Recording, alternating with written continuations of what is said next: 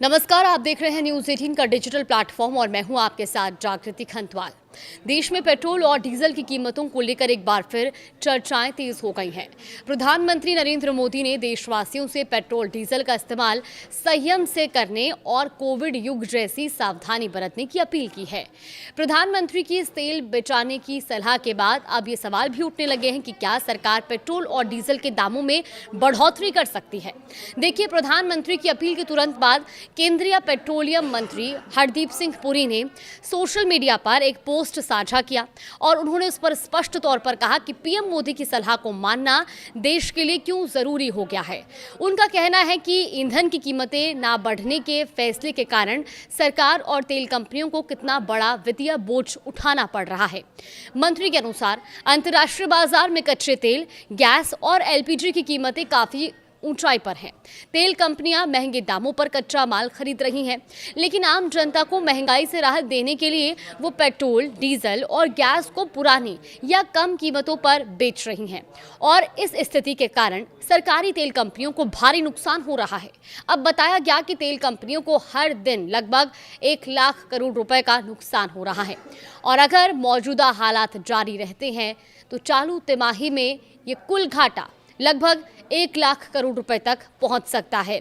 यह आंकड़ा दर्शाता है कि वैश्विक बाजार में बढ़ती कीमतों का सीधा असर घरेलू ऊर्जा क्षेत्र पर पड़ रहा है। एक अनुमान के मुताबिक इस समय तेल कंपनियां पेट्रोल पर लगभग 18 रुपए प्रति लीटर और डीजल पर लगभग 25 रुपए प्रति लीटर का नुकसान उठा रही हैं। इसका मतलब ये है कि अगर सरकार पेट्रोल के दाम में लगभग 18 रुपए प्रति लीटर और डीजल के रेट में लगभग 25 रुपए प्रति लीटर की बढ़ोतरी करती है तो बीपीसीएल और एचपीसीएल जैसी तेल कंपनियों का घाटा शून्य हो सकता है। यह अनुमान मौजूदा घाटे के आधार पर लगाया गया है। पेट्रोलियम मंत्रालय के संयुक्त सचिव सुजाता शर्मा ने भी हाल के दिनों में ये स्वीकार किया कि पश्चिम एशिया संकट के कारण कंपनियों पर गंभीर वित्तीय दबाव बना हुआ है।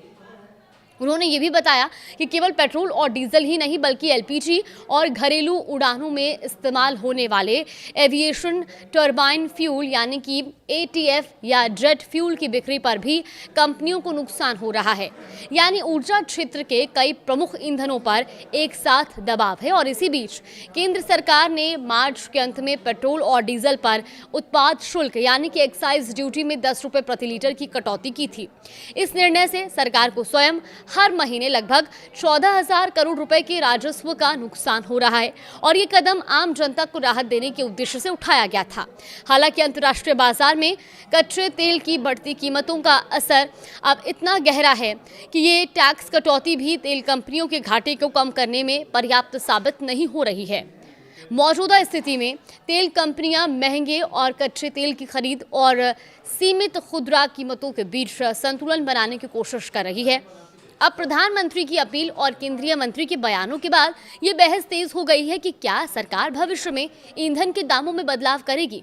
देखिए, फिलहाल सरकार की ओर से किसी भी तरह की कोई आधिकारिक घोषणा इस पर नहीं की गई है कि पेट्रोल डीजल के दाम बढ़ाए जाएंगे या नहीं, लेकिन मौजूदा वित्तीय आंकड़े और अंतर्राष्ट्रीय परिस्थितियां निश्चित रूप से ऊर्जा क्षेत्र के लिए चुनौतीपूर्ण बनी हुई हैं।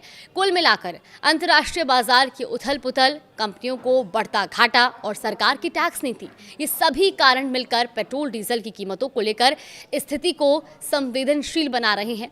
अब देश की जनता आने वाले दिनों में सरकार के अगले कदम पर नजर बनाए हुए है। कोई भी अपडेट सामने आएगी हम आप तक जरूर साझा करेंगे।